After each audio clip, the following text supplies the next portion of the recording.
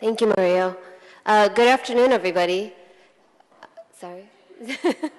Um, I would like to first of all offer my gratitude to all of you for taking a day out of your schedules to be here, especially to be here after lunch and be engaged. And I know it's because of your commitment and dedication to bridge building. So I appreciate it, and I want to thank you for that. I'd like to just start with a show of hands of people who have engaged in this room in interfaith dialogue and or interfaith action. Can I just see you raise your hands? Great. So that's almost half of the room. And I would just say that that's fantastic. And I know that the rest of you who maybe haven't will after today. But I do want to say that with all of the good acts of interfaith cooperation happening, we have to think about why is it that we only hear about the stories of religious conflict. And that's important for us to all realize as we're doing our actions, as we're in our communities, and we are living lives of cooperation and respect and pluralism for one another, that story of religion is being forfeited to people who see religions as fundamentally clashing with one another or who live their religion in a way that opposes other people's.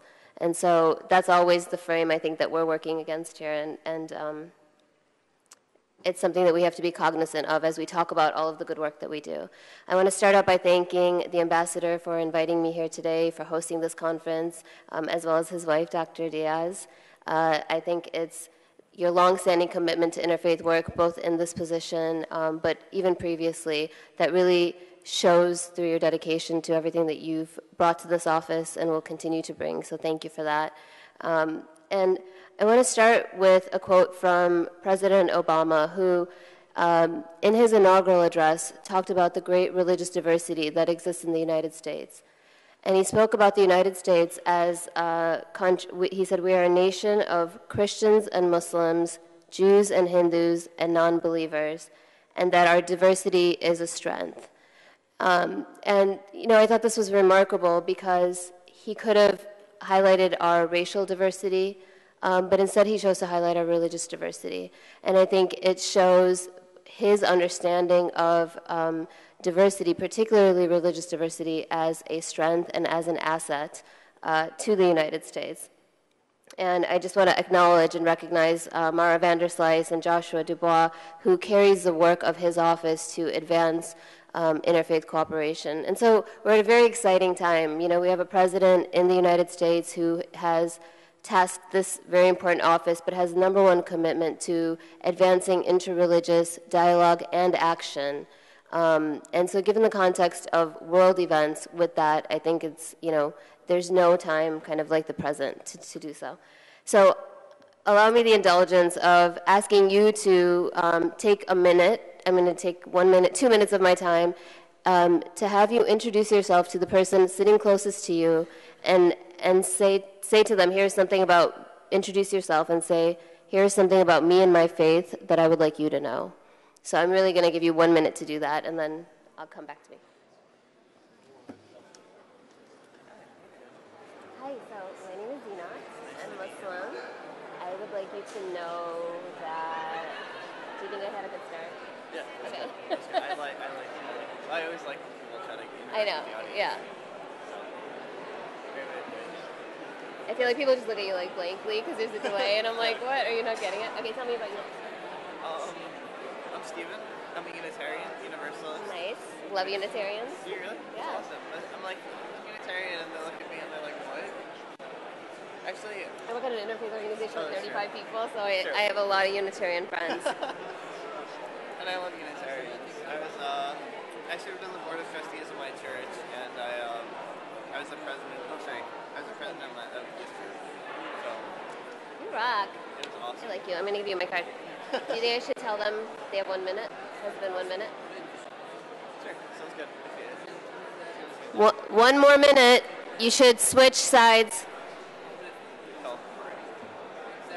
Some of them took like an hour. Should I ask them to share their stories? What should I tell them to do with those stories? That's a good question. How do you think we have 10 seconds? Is that just off the fly? Kind of, yeah. That's awesome. It's really Kind good. of. It's also a way to put it on the say to me for 20 minutes, and so they're like, okay, we obviously now we're more engaged because she made us talk. So. Well, you can try to get them to look at their name, look at the story from their neighbor's perspective, potentially, or look at the... I like that.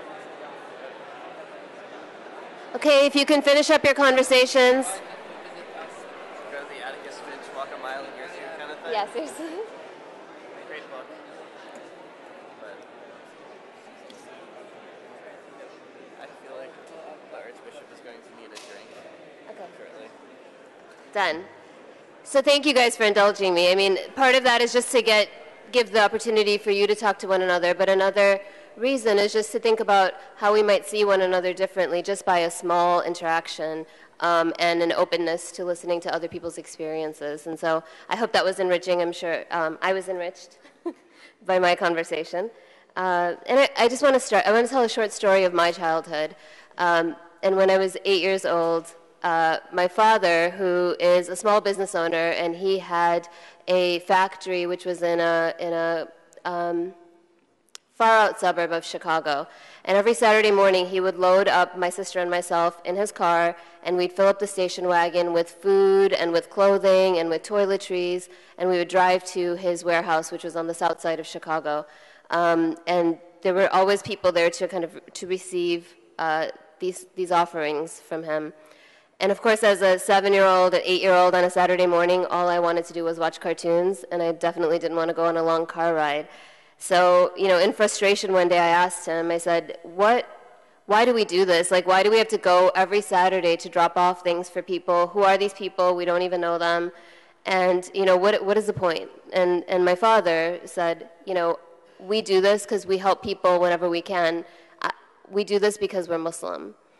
And this was, this as a young person, I still remember this as a very young person because this informed my engagement with service and with community service and with wanting to give back to my community from a very young age, because my dad wasn't a religious person.